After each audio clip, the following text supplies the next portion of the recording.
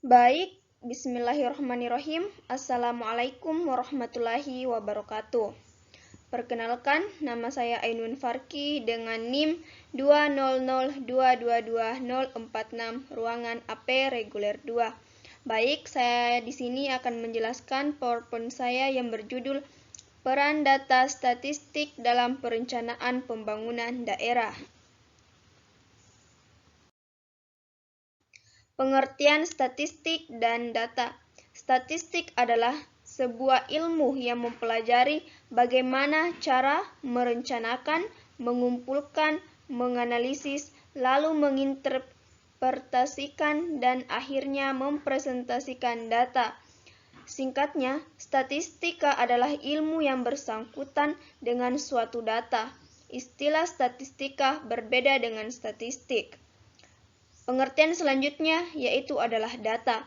Data adalah sekumpulan informasi atau juga keterangan-keterangan dari suatu hal yang diperoleh dengan melalui pengamatan atau juga pencarian ke sumber-sumber tertentu.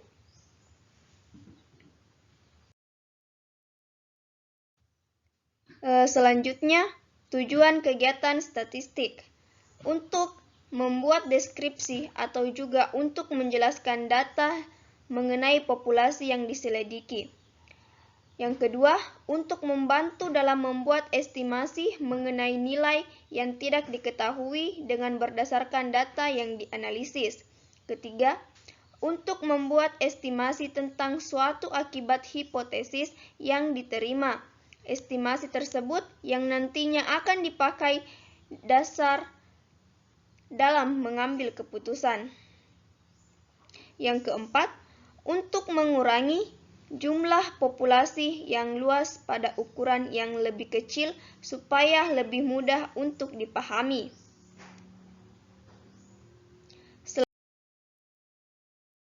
Selanjutnya, adapun peran dari statistik. Yang pertama, sebagai bahan untuk perencanaan pembangunan. Yang kedua, sebagai bahan pengendalian, monitoring, dan evaluasi pembangunan. Dan yang terakhir, sebagai Early Warning System atau yang disingkat dengan EWS. Selanjutnya, adapun pengumpulan data. Yang pertama, data primer, sensus. Yang pertama, sensus penduduk. Yang kedua, sensus ekonomi. Dan yang ketiga, sensus pertanian. Yang kedua, adapun data kedua yaitu adalah data sekunder, yakni instansi di luar BPS, BL, Deput, Diknas, dan lain-lain.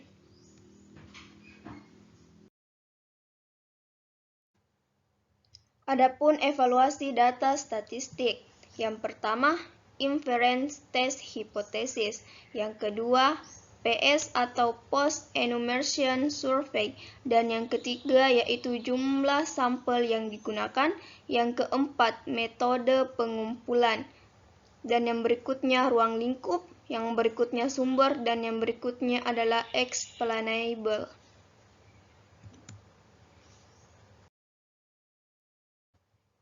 Adapun kegiatan statistik diarahkan untuk yang pertama, untuk mendukung pembangunan nasional. Yang kedua, mengembangkan sistem statistik nasional yang andal, efektif, dan efisien.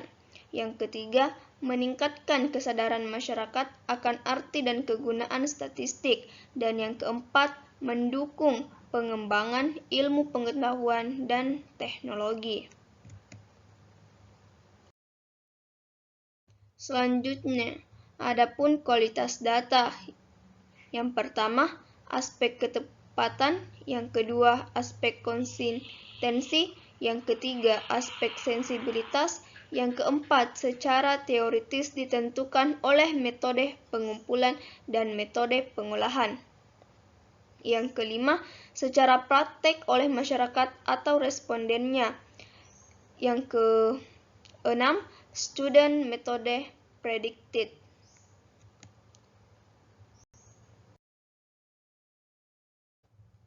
Adapun manfaat dari statistik, yaitu adalah penyedia data yang kredibel, menganalisis data dengan tepat, menginterpretasi data yang tepat, menarik kesimpulan yang logis dan faktual, memprediksi keadaan di masa mendatang, dan membantu pengambilan keputusan.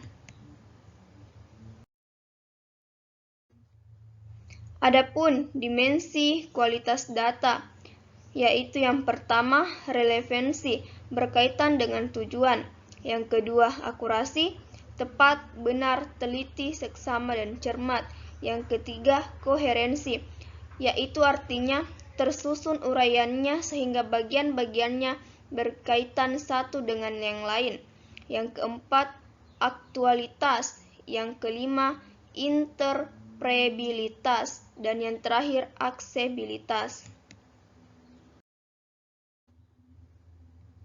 Adapun strategi peningkatan pengelolaan data statistik dalam pembangunan daerah. Yang pertama, peningkatan pemahaman metodologi statistik penting bagi pembangunan oleh pemerintah daerah melalui pengumpulan, pengolahan, analisis, dan penyajian data. Yang kedua, peningkatan jumlah dan kualitas sumber daya manusia dengan kompetensi statistik perlu diperhatikan. Yang ketiga, sinergitas data dan awareness statistika antar OPD sangat diperlukan dalam mendukung pembangunan oleh pemerintah daerah. Dan yang terakhir, sistem data yang terintegrasi segera diwujudkan untuk mendukung pembangunan oleh pemerintah. Itulah hasil PowerPoint dari saya. Lebih dan kurangnya mohon dimaafkan. Billahi fi sabilil haq fastabiqul khairat. Wassalamualaikum warahmatullahi wabarakatuh.